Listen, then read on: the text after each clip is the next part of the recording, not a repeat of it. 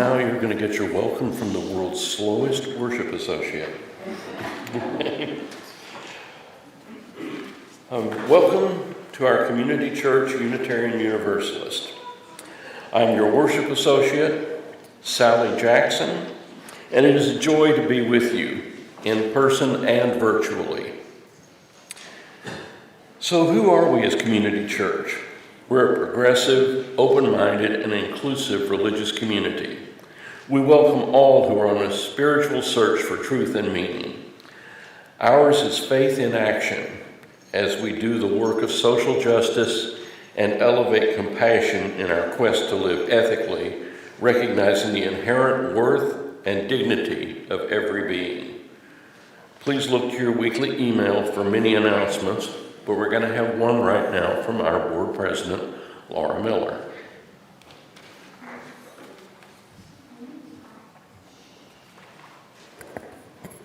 Thank you, Sally. I think a lot of you already know this, but I have some really sad news. We have lost Avis Ogilvie Moore. She passed last Sunday afternoon. I'm told that she spent the morning watching our service online and then had lunch and then passed very peacefully. For those of you who don't know, she was a long-time, dedicated, and extremely generous member of this church. The board is going to be looking into ways of honoring her.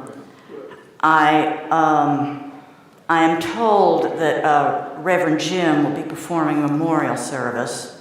I don't have any more specifics on that at the moment. I understand there is also going to be a service in Maryland where she has lived recently. She was a personal friend of mine. I'm having a hard time up here even talking about it, but I really loved her. We had an awful lot in common. And among other things, she, like me, was a snowbird. She was here half the year and gone half the year, and she and I talked about that a lot, among other things. I think that's all I have to say about this at the moment, but anyway, everybody needed to know this. She was so very, very important to us as a church community. Thank you.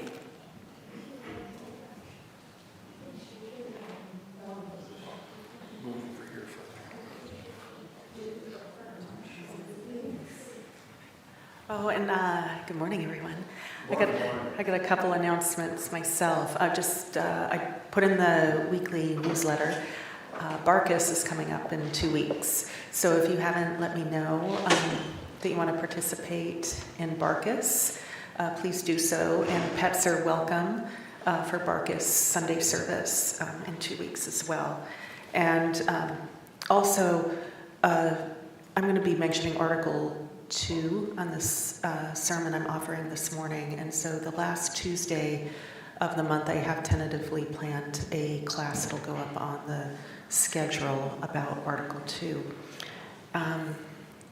I am also going to read the land acknowledgement, and it's on the back side of your service if you want to read along as I read it.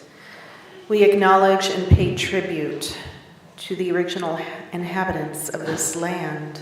The city of New Orleans is a continuation of an indigenous trade hub on the Mississippi River, known for thousands of years as Bulbancha. The tribes that have lived on this land include the Caddo, the Natchez, the Choctaw, Chitimacha, Huma, the Tunica, Biloxi, Atakapa, Ishak, among others. We recognize that as a result of broken treaties and involuntary removals, Native Americans were often forced from their lands. We remember and pay respect to the communities impacted by these actions. Native peoples have lived on this land since time immemorial, and the resilient voices of Native Americans remain an inseparable part of our local culture.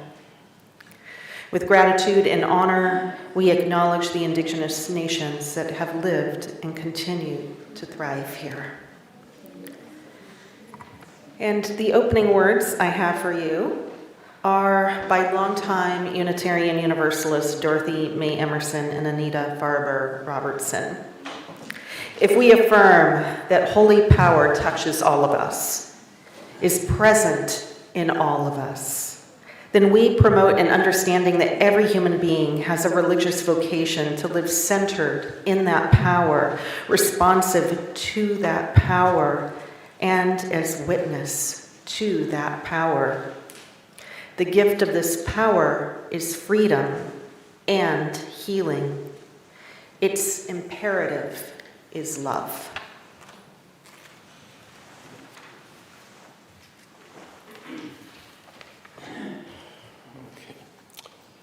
It's Community Church's custom to light a chalice, invoking hope and eternal truth to our worship.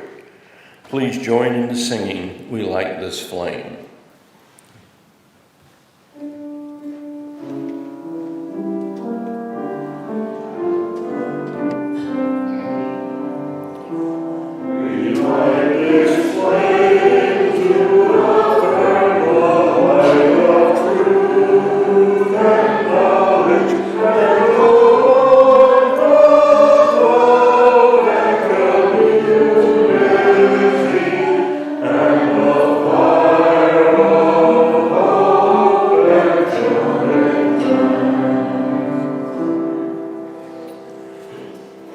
And now, CCUU's Religious Education Director, Cynthia Ramirez, brings us her words for all ages.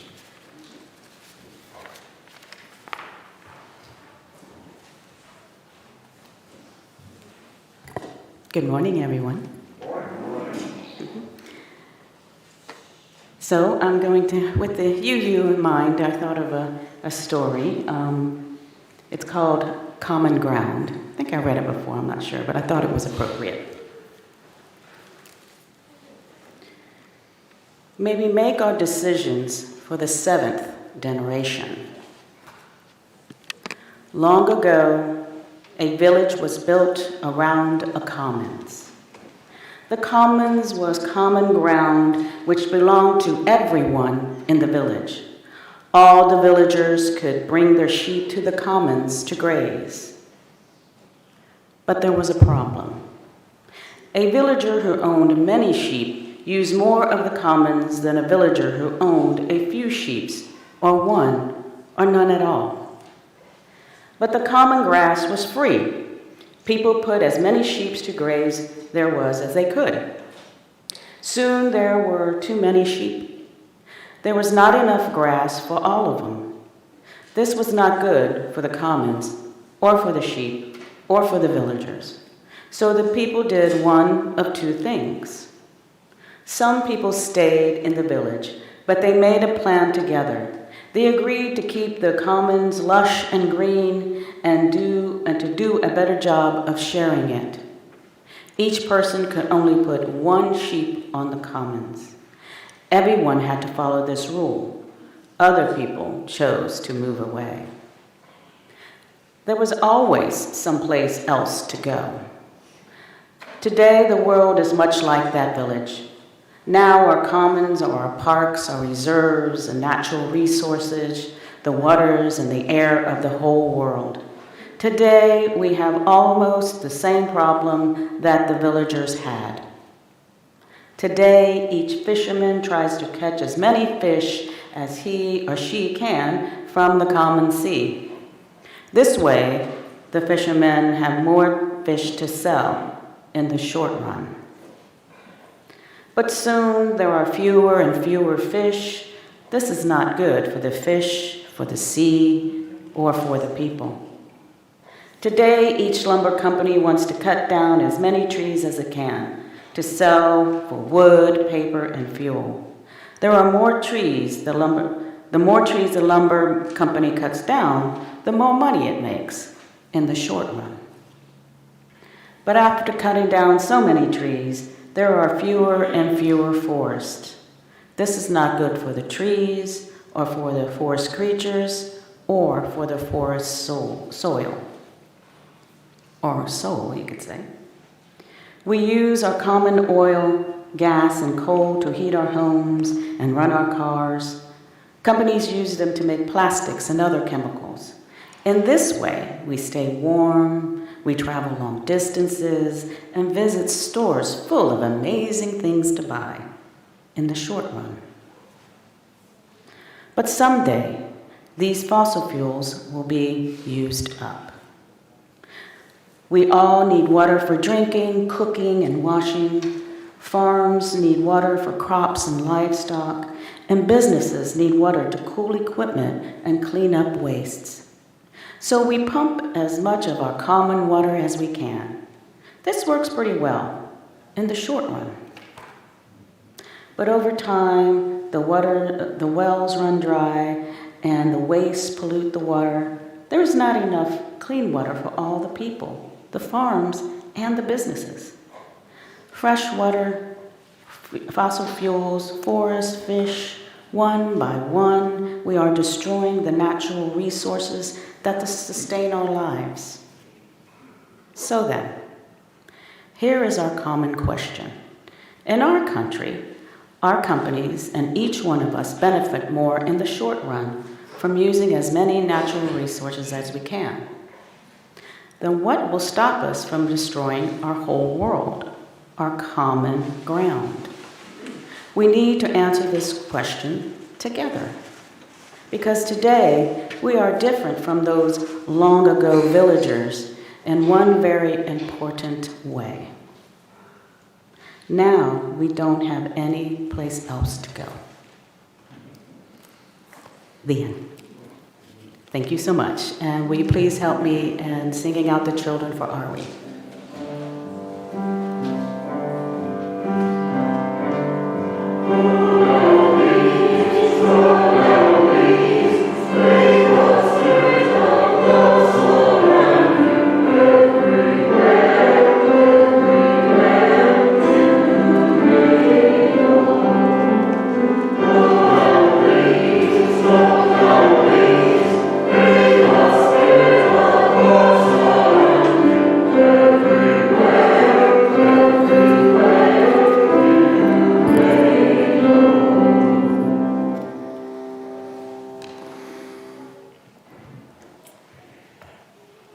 Now is our sacred time of joys and sorrows. If you're online, please write your joys and sorrows in the comments section to be read aloud. If you're in person, there are cards of joys and sorrows in our foyer. If you're not able to fill out one earlier, please feel free during our musical interlude, and we thank you. The music today will be hymn number 146, Soon the Day Will Arrive.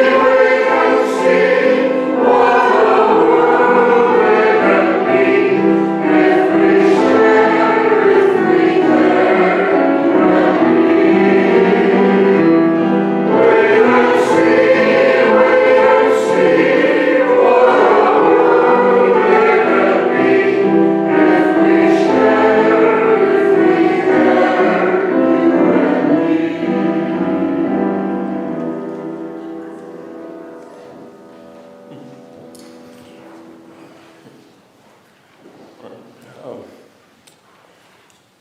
we have any of the joys and sorrows here to be presented? Okay. While we're gathering those, I have to say that this week was International Holocaust Day, and so the song we just sang was part of the Jewish tradition and a song of hope that they sing, and so we honored that day by singing this song.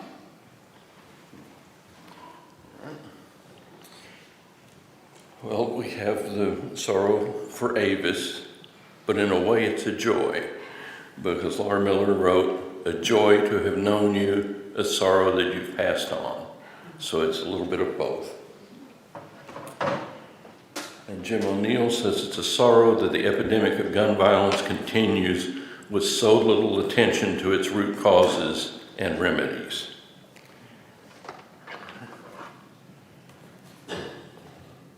Were there any from the internet, Bill? Elizabeth Colleen is excited about Barkus. Okay. For those of you at home, Elizabeth Colleen is excited about Barkus And sad about hearing about Avis. and sad about hearing about Avis. Okay.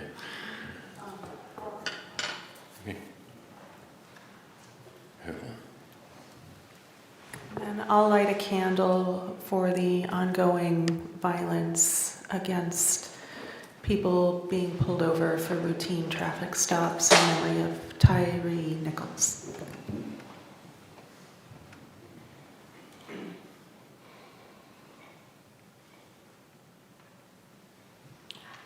And I'll give you a joy and a sorrow. The sorrow is that so many streets are closed, it makes it hard to get around during Mardi Gras parade season. And the joy is Mardi Gras parade season only lasts a couple of weeks, so we'll be okay. Then we'll be on to the next festival, and I think the next one that blocks all the streets is the Irish Festival, so St. Paddy's Day's coming. All right. Leave. Yes, we need to light one candle for the joys that are still bubbling up, too new to share, and one for the sorrows that we have not yet put into words. Know that we love you and hold you in our hearts.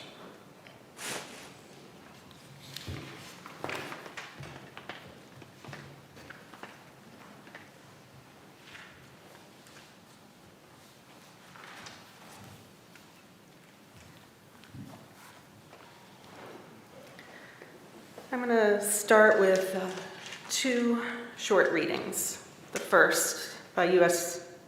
Representative Hakeem Jeffries. He gave this June of 2022. America is in the midst of a shocking gun violence epidemic that should shock the conscience of everyone and has devastated children, families, and communities. We must address it with fierce urgency of now.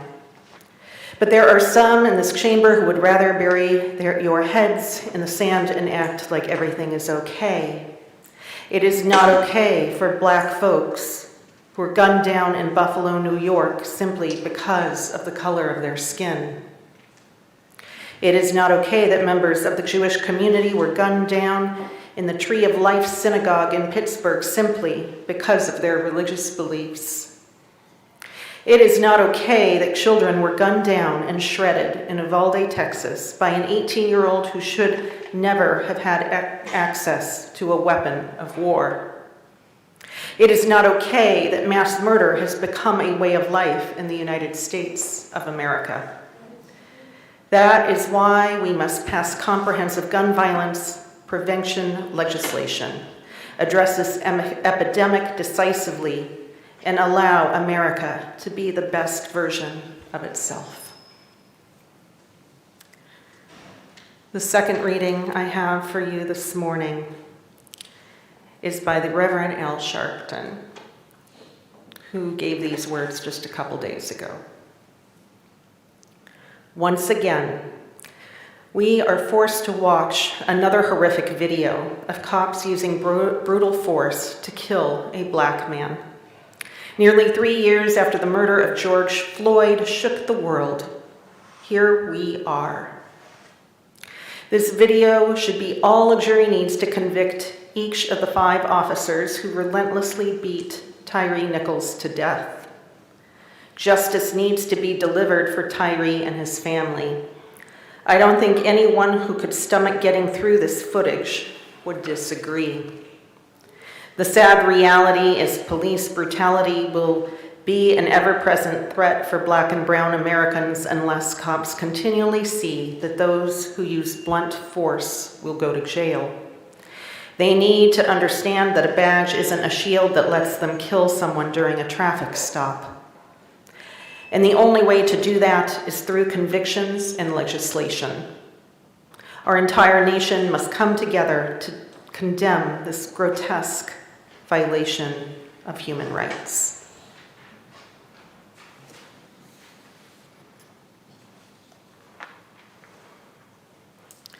So the title today is Engaging Our Faith into the Future, and how does a doctrine of love guide us in our faith?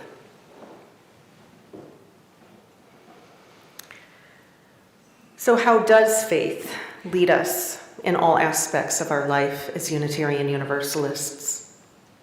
Living a spiritual life, I don't believe, is a part-time endeavor. We ideally don't set aside our morals or beliefs, or knowing to be what is sacred for times of convenience. So how do we respond in times of public tragedy? Gun violence, police violence, our climate crisis, racism, homophobia, the impermanence of life, unjust actions at personal and collective levels. How do we respond to what happened to Tyree Nichols, beaten to death by getting pulled over through a routine traffic stop? I'm going to talk about this a bit more, but before I do, I want to mention that the initial intention for this Sunday's sermon topic was to delve into some changes that are occurring in our Unitarian Universalist national bylaws, known as Article 2 updates. I will try to bridge the two the best I can because I think they're related. In regards to gun violence, we have a tragedy of statistics in this country and here in New Orleans. As we must know at this point, or as some have known at this point, we have 42 mass shootings that have occurred in this country so far this year, maybe more by this morning. This doesn't include the number of deaths due to gun violence that aren't mass shootings, often defined as 4 or more people being injured or dead in one shooting. Just here in Louisiana, this last month, there's been 3. One in Shreveport, one in Baton Rouge, and one here in the city of New Orleans. These 42 collective mass shootings have recently, which many have seen in the news, 7 people dying in Half Moon Bay, 11 people dead in Monterey Park, California, another person dead with 7 injuries in Oakland, another recent mass shooting in Newark, New Jersey, and 3 more dead in Los Angeles with another 4 injured just the other day. In total, there have been many killed just this week, 29, and another 49 injured, 77 dead this month of mass shootings. Over 3,100 have died overall from gun violence so far this year. The CDC numbers give an average of 118 deaths per day due to gun violence. Children are increasingly becoming more vulnerable to die by the violence of a gun than other causes of death, based on the numbers at the end of 2022, an increase that inches up year by year by year. It's a public health disaster and a tragic and unholy epidemic of losses of life. And in the case of Tyree Nichols, not just guns are causing unholy deaths, but tasers and force of kicking with a wish to kill by people who hold power. Our denomination also has a history of being targeted by a mass shooting. Back in 2008, our denomination, a congregation in Knoxville, experienced a mass shooting by a man who attributed his motivation for the rampage as a hatred of liberals, Democrats, African Americans, and homosexuals. How does our denomination react to these tragedies? In the case of Knoxville, that congregation and our denomination decided to build up a campaign called On the Side of Love. The Unitarian Universalist Association states of that campaign, "Side with Love is a public advocacy campaign that seeks to harness love's power to stop oppression. Through our Side with Love campaign, we amplify the voices of the oppressed through online media. We show up in partnership at justice events across the country. We lobby national leaders on immigration reform, racial justice, equality for lesbian, gay, bisexual, transgender, and queer people, religious freedom, and more. And above all, we work to make love real in the world." As Unitarian Universalists, we love human rights. We love our LGBTQ+ community. We are ready to be at the side of those who have been marginalized, who have been victims of crimes, whose voices need to be heard more in society, where we support diversity and compassion in human relations as we engage in the holy space of love.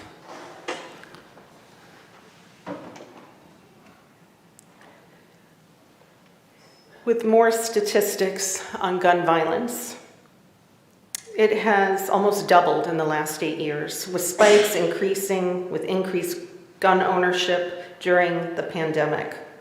Whoever says increased gun ownership creates safer communities doesn't look at the data or statistics, or chooses violence over peace.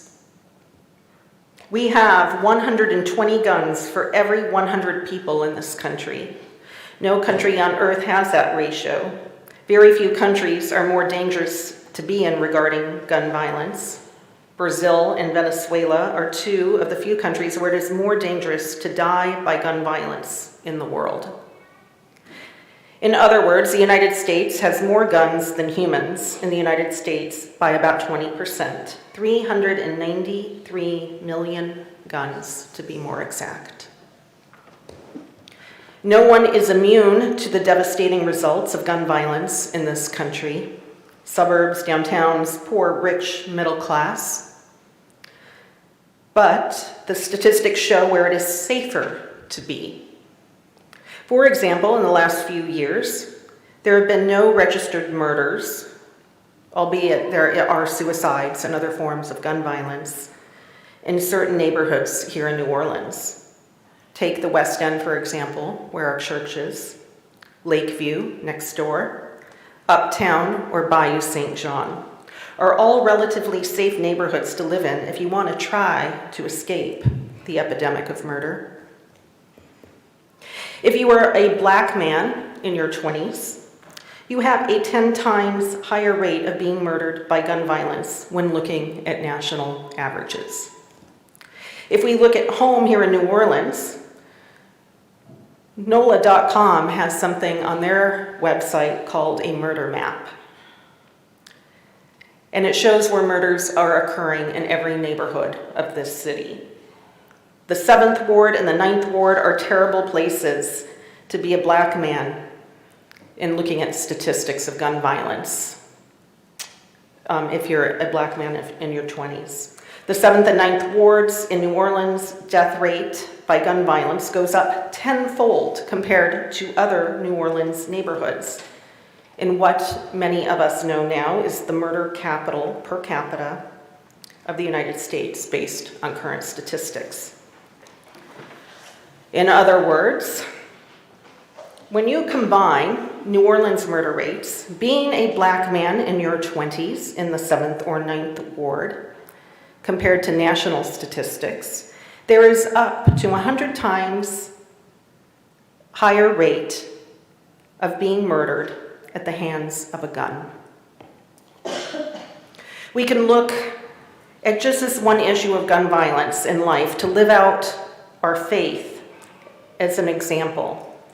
Former Unitarian Universalist Association's former president, Peter Morales, wrote, "Many of our congregations recite the following affirmation: love is our doctrine, the quest for truth is our sacrament, and service is our prayer." I have always been intrigued by the notion of service as prayer. When I was young, I was taught that prayer was words that express gratitude, contrition, always, and lots of contrition, and requests for blessing, healing, wisdom, and strength. We prayed alone in silence and together out loud. Yet, if prayer is the word we use to describe connecting to what is sacred, I think service may be the best form of prayer. And if the purpose of spiritual practice is spiritual growth, service is a powerful spiritual practice. I have seen again and again how service transforms people. No one who commits themselves to service remains unchanged by that experience. When we serve, we become more compassionate, more sensitive, more understanding, and more aware. We are reminded of how precious and fragile life is. We experience our vulnerability and our deep need for one another. We serve. When we serve, we experience what love can do. Unquote. He also says, "We Unitarian Universalists have always been a faith that seeks to bring healing to a broken world. We heal the world and grow our souls when we join and take action. May service always be our prayer." How we serve is as varied as the word prayer itself. We can have conversations with each other and our neighbors. We can work on legislation, creating a social media account that addresses an issue you care about, engaging in direct services, donating to a cause you care deeply about, among other ways to engage service or prayer as service. Unitarian Universalists often affirm unconditional universal love as the foundation for our actions in the world. Yet our official principles haven't necessarily been explicit about this ideal. Some have questioned if our principles and statement of sources are not responding to the critical nature of the world state of affairs today. As people of conscience, as people declaring we live in an interconnected world, as a faith that declares equality and justice for all, as a faith that honors the inherent worth and dignity of every person.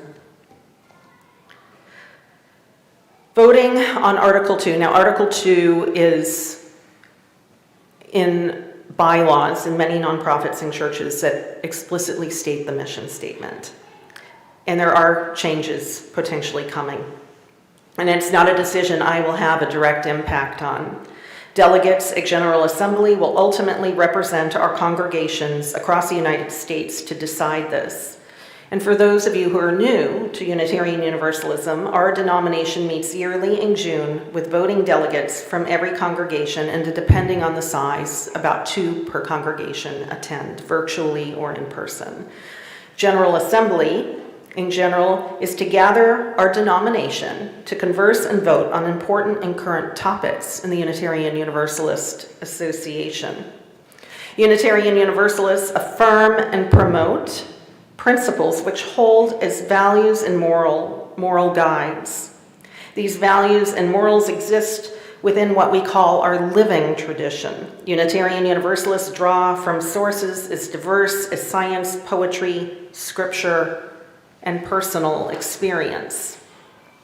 Our living tradition is living, meaning always open for revisiting and reworking. Unitarian Universalist congregations have included theists, atheists, and agnostics. Within our faith, the roots of Unitarian Universalism lie in liberal Christianity, specifically Unitarianism and Universalism separately over a century ago. From our living tradition comes a deep regard for inclusive love and intellectual freedom, and we seek inspiration and derive insight from all major world religions. The Unitarian movement began with the belief that humans had a choice in how they relate to God, whether through the doctrine of the Trinity that the Catholic Church was making law in 325 AD, if we saw the Pope as infallible or not, or if God may be seen as external or internally flowing through us, or a both-and relationship with God. And Universalists, since the 300s, have always maintained that God is good and loving, and God would never damn another. Now flash forward to the end of the 19th century, and these debates over the centuries have evolved. So I'm going to attempt to quickly summarize 4 of the main statements of faith, including Article 2, that have led up to this moment. In 1887, one of the famous Unitarian ministers, the Reverend William Channing, was meeting at the Western Unitarian Conference in Chicago, where the more traditional approaches to Unitarianism in the East were sometimes at odds with the more expanding and liberal interpretation of Christianity in the West. And there was a vote adopted by 59-13 in something called things most commonly believed today among us. And this states, we believe that to love the good and to live the good is the supreme thing in religion. We honor the Bible and all inspiring scripture, old and new. We revere Jesus and all holy souls that have taught men truth and righteousness and love as prophets of religion. We worship one and all, that life whence suns and stars derive their orbits and their soul of man is aught. That light which lighteth every man, that cometh into the world, giving us power to become the sons of God. That love with which our souls commune.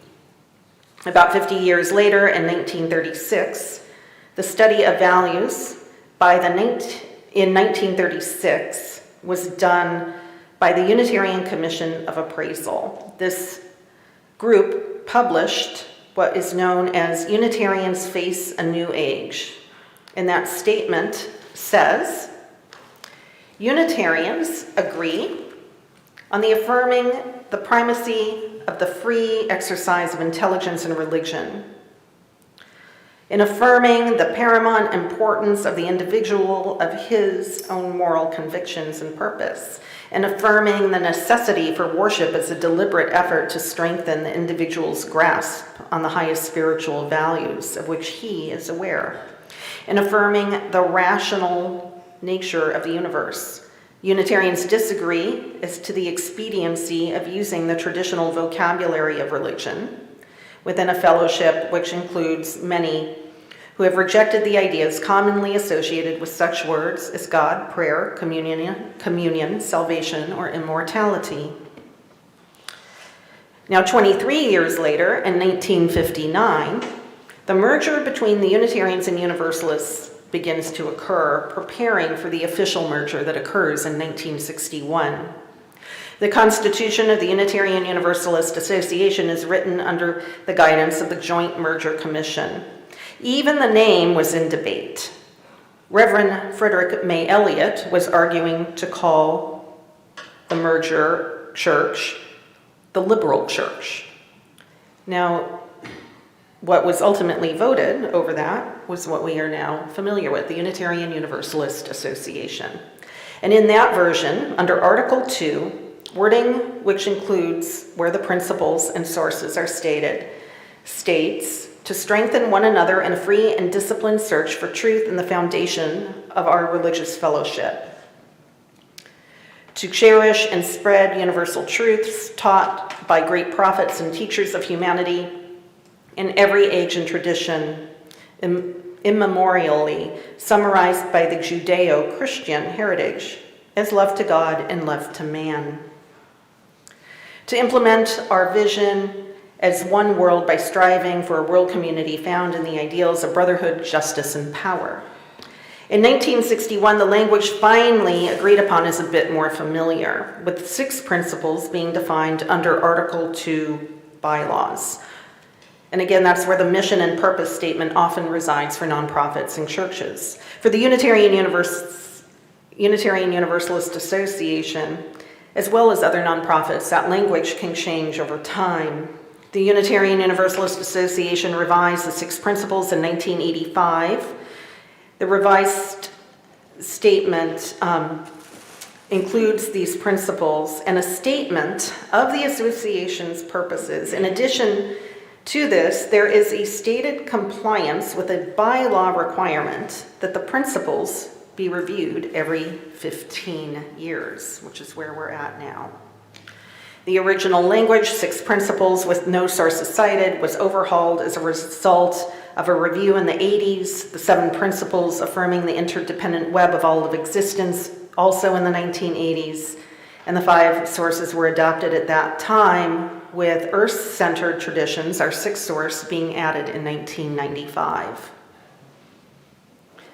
So that current wording states, this is where we're at now with our denomination: the inherent worth and dignity of every person, justice, equity, and compassion in human relations, acceptance of one another and encouragement to spiritual growth in our congregations, a free and responsible search for truth and meaning, the right of conscience and the use of the democratic process within our congregations and in society at large, the goal of world community with peace, liberty, and justice for all, respect for the interdependent web of all of existence of which we are part. The living tradition, which we share, draws from many sources, direct experience of that transcending mystery and wonder affirmed in all cultures, which moves us to a renewal of the spirit and an openness to the forces which create and uphold life. Words and deeds of prophetic women and men, which challenge us to confront powers and structures of evil with justice, compassion, and the transforming power of love. Wisdom from the world's religions, which inspire us in our ethical and spiritual life. Jewish and Christian traditions, which call us to respond to God's love by loving our neighbors as ourselves. Humanist teachings, which counsel us to heed the guidance of reason and the results of science and warn us against the idolatries of the mind and spirit. Spiritual teachings of earth-centered traditions, which celebrate the sacred circle of life and instruct us to live in harmony with the rhythms of nature. So now we get to 2023. And in that 15 years, approximate, where the bylaws are revisited, there's now a new commission that is rethinking how our principles are approached, how our sources are approached. And we've even had debates just in the last few years of changing the language of the 1st principle, changing the language of the 5th principle, adding an 8th principle. And so instead of tweaking, adding, deleting a list, here is the proposed words. The purpose of Unitarian Universalist Association is to actively engage its members in the transformation of the world through liberating love. As Unitarian Universalists, we covenant congregation to congregation, and through our association, to support and assist one another in our ministries. We draw from our heritage of freedom, reason, hope, and courage, building on the foundation of love. Love is the power that holds us together and is at the center of our shared values. We are accountable to one another for doing the work of living our shared values through the spiritual discipline of love. Inseparable from one another, these shared values of love are interdependence, equity, transformation, pluralism, generosity, and justice. Interdependence. We honor the interdependent web of all of existence. We covenant to cherish Earth and all beings by creating and nurturing relationships of care and respect. With humility and reverence, we acknowledge our place in the great web of life. We work to repair harm and damaged relationships. In pluralism, we celebrate that we are all sacred beings, diverse in culture, experience, and theology. We covenant to learn from one another in our free and responsible search for truth and meaning. We embrace our differences and commonalities with love, with curiosity, and with respect. In justice, we work to be diverse, multicultural, beloved communities where all thrive. We covenant to dismantle racism and all forms of systematic oppression. We support the use of inclusive democratic processes to make decisions. In transformation, we adapt to the changing world. We covenant to collectively transform and grow spiritually and ethically. Openness to change is fundamental in our Unitarian and Universalist heritages, never complete and never perfect. In generosity, we cultivate a spirit of gratitude and hope. We covenant to freely and compassionately share our faith, presence, and resources. Our generosity connects us to one another in relationships of interdependence and mutuality. In equity, we share that every person has the right to flourish with their inherent dignity and worthiness. We covenant to use our time, wisdom, attention, and money to build and sustain fully accessible and inclusive communities. As Unitarians, we use and are inspired by sacred and secular understandings that help us to live into our values. We respect the histories, contexts, and cultures in which they were created and are currently practiced. These sources ground us and sustain us in ordinary, difficult, and joyous times. Grateful for the religious ancestries we inherit and to the diversities which enriches our faith, we are called to ever deepen and expand our wisdom.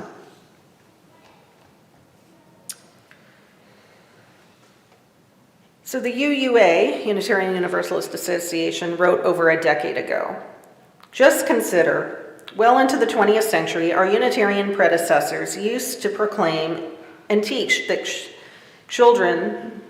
to their children that we believe in the fatherhood of God, the brotherhood of man, the salvation through character, the progress of mankind, onward and upward forever.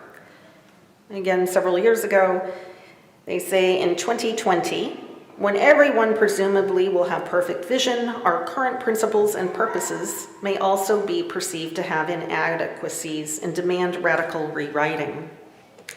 And therein lies our genius. It is a process that is rightly called renewal and regeneration.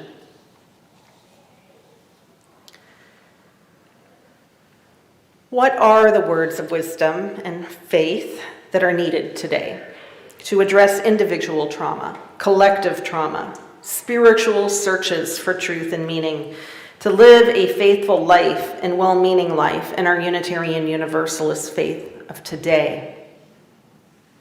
Those who have drafted Article 2 believe it is this new collective statement of faith on love. Whether the majority of the denomination agrees with this or not will be decided by a majority who votes these delegates who will vote in June of this year. And if passed, a supermajority confirmation will need to be voted upon in General Assembly in 2024. Justice is linked to our faith. Whether working to dismantle Jim Crow laws, supporting women's rights, supporting LGBTQ+ rights, working to end racism, protecting our planet, among other causes, this is what our faith continues to call us to do. What language we want to reflect that faith is up for debate. I recently read a quote by author Adrienne Marie Brown, who asks us, how do I make a future of justice in irresistible option? I've been pondering this question since I read this quote about a week ago. I was contemplating how it would sound if the word faith was added to that question. How do I make a future of faith and justice an irresistible option? So may we all work to engage in a life that makes a future of faith and justice an irresistible option. May it be so, and amen.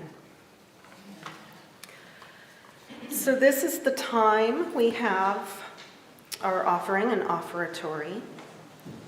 Community Church Unitarian Universalist is a self-sustaining congregation. Members and friends' generosity helps us to do the sacred work of bringing justice, spirituality, and compassion to our community and beyond. You can give online at our website, text at 504-370-2659, or you can give here in person. You can raise your hand and we'll come to you. And as a new tradition, 50% of our plate is, we give a cause that our social justice ministry supports. And we're doing this every Sunday with a new cause being uplifted and supported on a monthly basis, or approximately monthly. For the month of January, 50% of our plates are going to the Red Flame Hunters that support youth in the Mardi Gras tradition. And this is a nonprofit that we have been supporting for quite some years to support the youth and the Mardi Gras Indians of the Red Flame Hunters here in our beautiful city of New Orleans. Thank you for your generosity. And there is a typo that I have in our order of service. We're going to now sing Mother Spirit, Father Spirit, hymn number 8.